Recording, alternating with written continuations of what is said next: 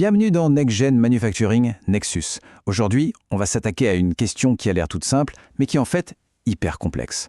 C'est quoi au juste la qualité ? Des pyramides égyptiennes jusqu'au système qui nous entoure, on va voir que cette idée a complètement changé. Alors préparez-vous, ça pourrait bien bousculer votre propre définition de ce qui est bon. Alors, voilà une question pour commencer. Quel est le point commun entre les pyramides, le Titanic et le smartphone qu'on a tous dans la poche ? On dirait le début d'une devinette, pas vrai ? Eh bien la réponse, c'est justement ce concept de qualité. Une idée qui a traversé les âges, qui a évolué, qui s'est transformée, et c'est cette histoire qu'on va décortiquer ensemble. Ok, alors, avant de parler de l'avenir, il faut qu'on revienne un peu en arrière, aux fondamentaux. Parce que tout a commencé avec une vision de la qualité qui était, disons, très terre-à-terre, vraiment ancrée dans le monde physique, celui de l'industrie. On a d'abord cette définition qui vient d'un des pionniers du domaine, Philip Crosby. Pour lui, c'est simple, c'est direct. La qualité, c'est quand on respecte le cahier des charges. Point. Imaginez le plan d'un ingénieur. Si la pièce qu'on fabrique est exactement au millimètre près ce qui est sur le plan, eh bien c'est de la qualité. On voit bien que c'est une vision très centrée sur le producteur, sur celui qui fabrique. Et puis, arrive Joseph Juran. Et là, il change complètement la perspective. Il dit « Attendez, la qualité, c'est avant tout l'aptitude à l'emploi. » Et là, c'est une petite révolution. Le projecteur ne se braque plus sur le fabricant, mais sur l'utilisateur. C'est logique, non ? Un produit peut être parfaitement conforme au plan, mais si au final il ne sert à rien ou s'il est inutilisable, est-ce que c'est vraiment de la qualité ? La question est posée. Bon, et tout ça, évidemment, ça ne sort pas de nulle part. C'est le fruit d'une très longue histoire. Si on monte loin, on trouve les guildes d'artisans au Moyen-Âge, qui étaient déjà une forme de garantie de qualité. Puis, bam, révolution industrielle, Eli Whitney et ses pièces interchangeables. Là, il faut que tout soit identique, la cohérence devient cruciale. Plus tard, au XXe siècle, on invente les statistiques pour contrôler tout ça, et ça finit par devenir une vraie science, le management de la qualité, avec des normes que tout le monde connaît comme ISO 9000. On est vraiment passé de la main de l'artisan à des systèmes hyper complexes. Ok, on quitte le monde physique pour entrer dans le monde du numérique. Et là, tout change. Avec le logiciel, on voit apparaître un tout nouveau genre de défaut. Un défaut qu'on ne peut pas toucher, qu'on ne voit pas forcément, mais dont les conséquences sont, elles, bien réelles. Et ce défaut invisible, il a un nom qui parle à tout le monde, la dette technique. L'idée est géniale, pensez-y comme une dette financière. Pour aller plus vite sur un projet, on prend des raccourcis, on fait des compromis sur la qualité du code. C'est comme construire une maison en se disant « Bon, les fondations, on verra plus tard, faut que ça monte vite ». À court terme, on a l'impression de gagner. Mais on vient de contracter une dette. Et un jour ou l'autre, il faudra la rembourser, avec des intérêts.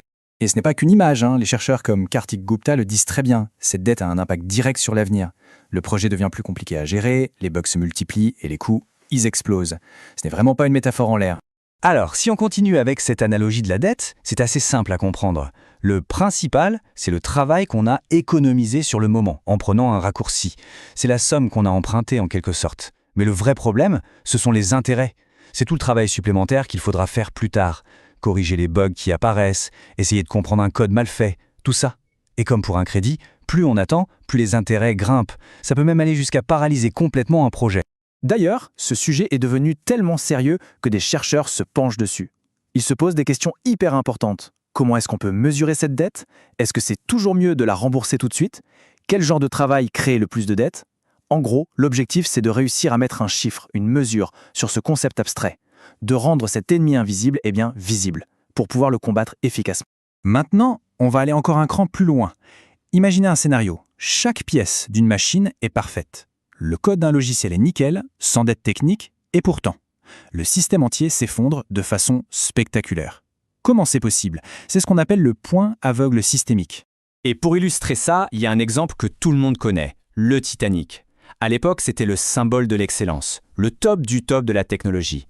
On avait utilisé le meilleur acier, il y avait une double coque, des portes étanches qui se fermaient toutes seules.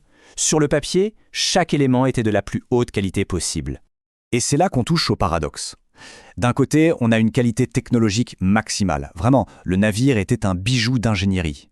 Mais de l'autre, la qualité de la décision était catastrophique. Naviguer à pleine vitesse dans une zone connue pour ses icebergs, ça relevait de l'excès de confiance le plus total. La leçon, elle est terrible. La qualité du produit ne fait pas tout. La faille, elle n'était pas dans le navire lui-même, mais dans le système humain qui l'opérait. Et ce schéma, malheureusement, on le retrouve ailleurs. Pensez à l'explosion de la navette Challenger. Oui, à la base, il y avait bien un problème technique, un simple joint en caoutchouc qui n'a pas tenu. Mais le vrai problème, la cause profonde, c'est la décision de décoller malgré les avertissements très clairs des ingénieurs qui disaient « ne le faites pas ». Ça nous montre bien que la qualité d'une seule pièce ne suffit pas. La qualité doit englober tout le système et surtout les décisions humaines. Alors, si on met tout ça bout à bout, la conformité, l'usage, la dette technique, les erreurs humaines, qu'est-ce qu'on obtient? On arrive à une nouvelle définition, un modèle de qualité beaucoup plus complet, un véritable nexus pour la fabrication de nouvelles générations. Concrètement, un modèle de qualité moderne, ça fonctionne comme ça. L'idée, c'est de ne plus se contenter d'objectifs flous. On ne dit plus juste « le produit doit être bon ». Non. On va décomposer cette idée en critères précis et mesurables. Par exemple, au lieu de dire « le système doit être fiable », on va dire « le système doit fonctionner 99,99% du temps ». Voyez, la qualité cesse d'être une opinion, elle devient une science exacte.